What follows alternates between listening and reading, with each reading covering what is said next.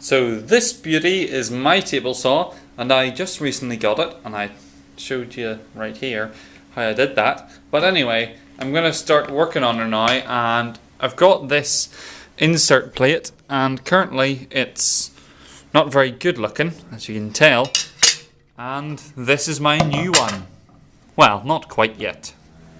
So you're best using some kind of sheet good instead of actual wood, such as plywood or something, and I'm going to be using block board, and this just stops an expansion and contraction so you can get a nice tight fit year round. So I'm just going to measure the width of the opening here, and then I can rip my piece down to that. That's that, and at the back it's the same. That is 111 millimeters. And now I can set the fence to a measurement of 111 millimeters. And now I can rip it to width.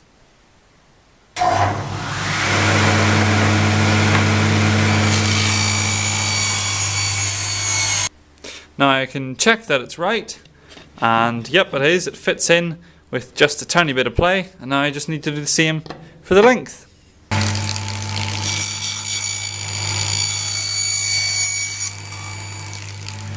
Now we just need to find something that perfectly matches the round edge.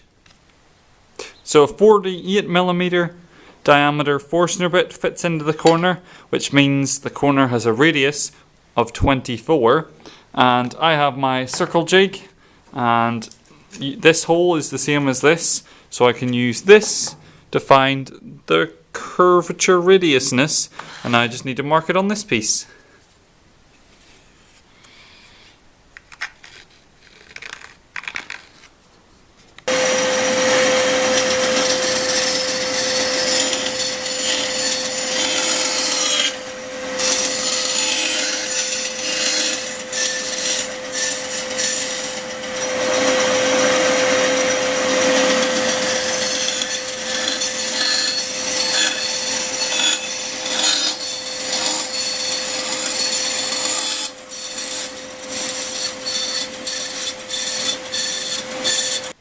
Now we can check how it fits.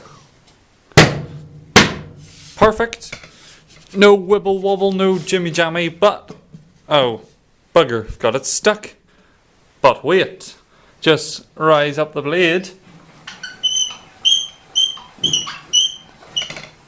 and look at that, it's popped right out.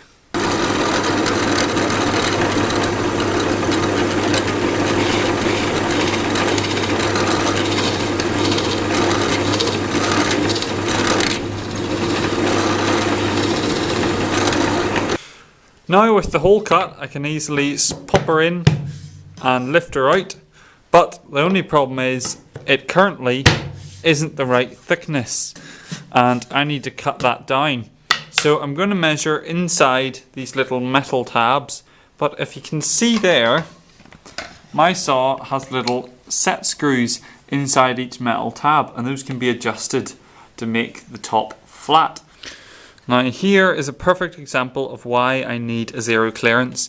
So right now I'm about to do a cut of 9mm depth, and I need the groove to be 9mm, so I'm measuring from this side of the blade, and there is about 0.5 millimeter of support from this current plate, and it just has such a big hole you get no support when you're doing tiny cuts.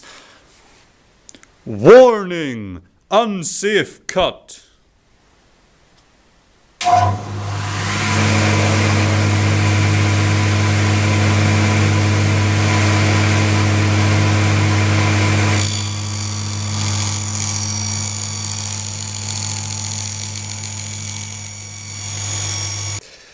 With it cut to the right thickness, I can now chop off the corners with a saw and a chisel.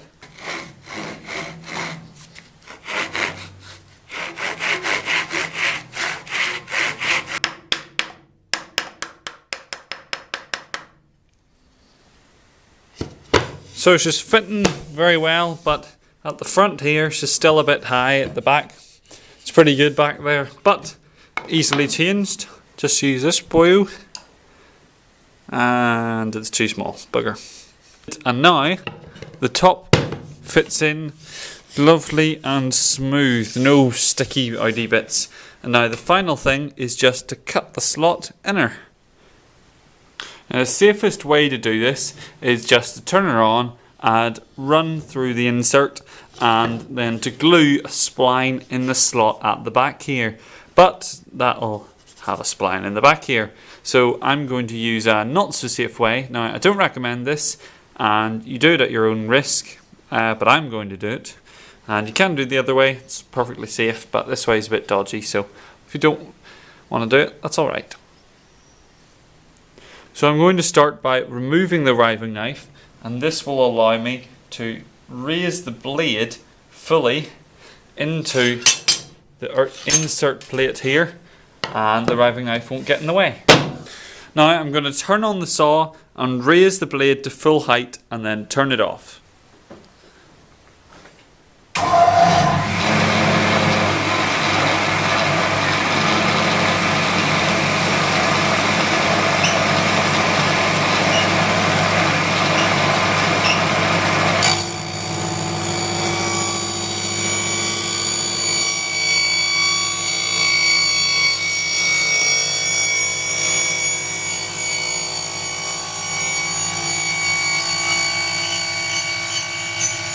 So we've now cut the slot the whole way into the insert plate, rising the blade up to full depth, giving us the slot for the blade.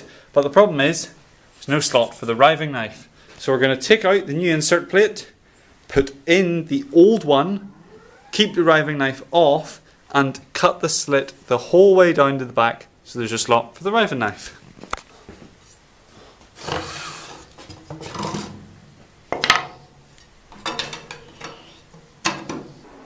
Now I am very carefully, whilst holding the stock firmly, going to raise the blade up to maximum height to reduce the curvature of the cut, and then I'm going to slide the plate and cut right about here where the back of the riving knife is.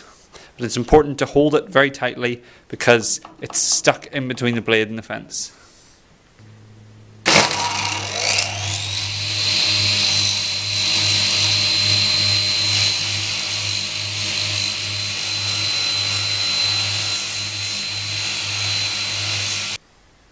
Now I can reinsert the riving knife.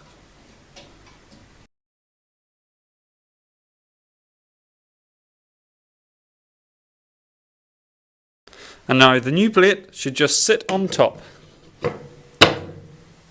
Ta-da!